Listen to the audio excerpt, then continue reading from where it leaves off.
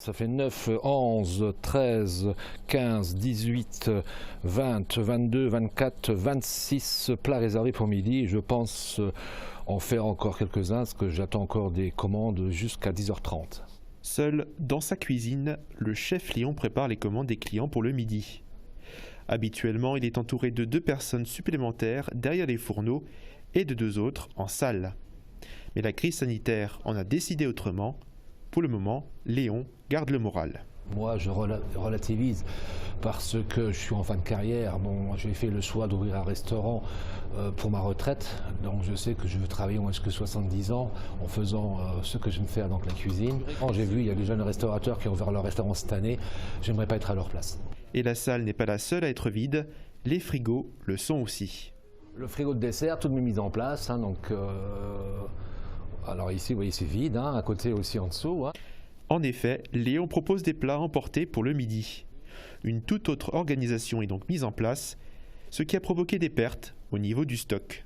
Déjà, il a fallu faire face à beaucoup de pertes, parce que même le stock de boissons a une date de péremption dessus.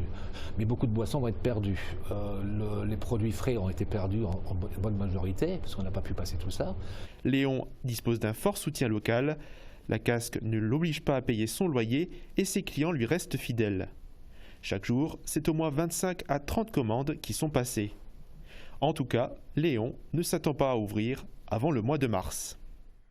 Alors Léon, le couvre-feu maintenant en Moselle est à 18h. Est-ce que cela vous impacte ?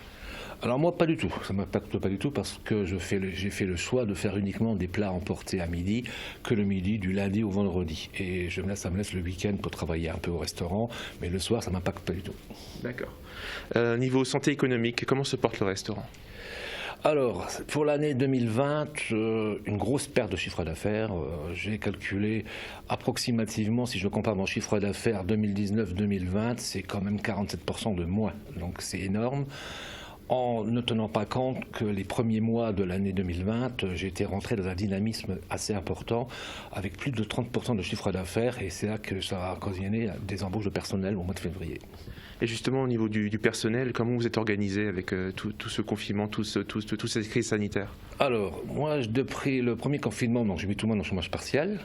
À la reprise, pour la réouverture du 2 juin, j'ai maintenu 2 personnes, donc un poste et demi en chômage partiel. Et depuis le 30 octobre, tout le monde est de nouveau en chômage partiel. Alors le personnel perçoit, nous en restauration, nous avons droit à 100% de la rémunération pour le personnel, mais je pense qu'il doit bien mal le vivre de rester confiné.